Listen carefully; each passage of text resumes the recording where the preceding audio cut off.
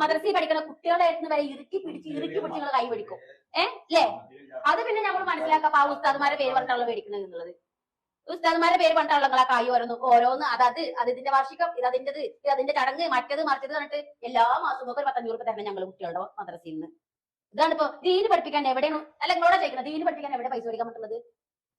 ദീന് പഠിപ്പിക്കാൻ എവിടെയാണ് ശമ്പളം കൊടുത്താൽ? പിന്നെ എന്തിനാ നിങ്ങൾ പള്ളി കമ്മിറ്റിയാന്ന് പറഞ്ഞു ഈ 6, 4, 8, 10 നേരം പള്ളി കയറ്റങ്ങൾക്ക് കായുണ്ട്. ആ പാവപ്പെട്ട ഉസ്താദ്മാർക്ക് പൈസ കൊടുക്കാനായിട്ടില്ല.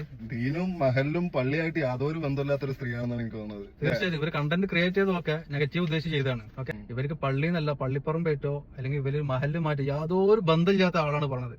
മദ്രസ പൂട്ടിക്കാതെ നടക്കുന്ന ആളുകൾ പോലും ആരോപിക്കാതെ ആരോപണമാണ് ഇവര് പറഞ്ഞത്. ആരെങ്കിലും എന്റെ അയൽവാസികൾ മദ്രസയിൽ പോകുന്ന ആൾക്കാരുണ്ടോ? ഏതെങ്കിലും അല്ല, എന്റെ മഹൽ ഏതാണ്? ആ മഹലെന്ന് പറഞ്ഞുതരോ? ഇങ്ങനെ നിർബന്ധിത പിരിവ് നടത്തുന്ന മഹൽ ഏതാണെന്ന് നമുക്ക് പറഞ്ഞുതരോ? കാരണം നമ്മളൊക്കെ മദ്രസ പഠിച്ചാണ്. സ്കൂൾക്ക് നിങ്ങൾക്ക് എങ്ങനെയും പൈസ കൊടുക്കല്ലേ കുട്ടികൾക്ക്, അത് വാങ്ങാൻ ഇത് വാങ്ങാനൊക്കെ. ഈ പഠിപ്പിച്ചോട് പുസ്തകന്മാരും കുടുംബമുണ്ട്, കുട്ടികളുണ്ട്. പ്രാദേശികപരമായിട്ടാണ് 8 നില പള്ളിയൊക്കെ ഉള്ളത്. ടൗൺ പള്ളിയൊക്കെ ഉണ്ടാവും.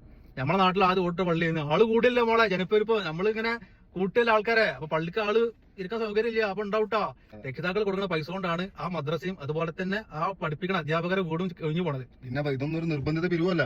ഏത് മാലിലാണ് നിർബന്ധിത പിരിവ്? 500 ആരെ കൊടുക്കണ ഇഷ്ട? 250, 300 കൊടുക്കണുള്ളൂ. ഇതൊക്കെ ഒരു കണ്ടന്റ് ആണ്. ഒരു മദ്രസയിൽ നിർബന്ധിത പിരിവില്ല ചേട്ടാ മോളെ. നിർബന്ധിത പിരിവുണ്ടെന്ന് പറഞ്ഞാൽ ആളുകളെ തെറ്റിദ്ധരിപ്പിക്കരുതെന്ന് മാത്രമേ പറയാനുള്ളൂ.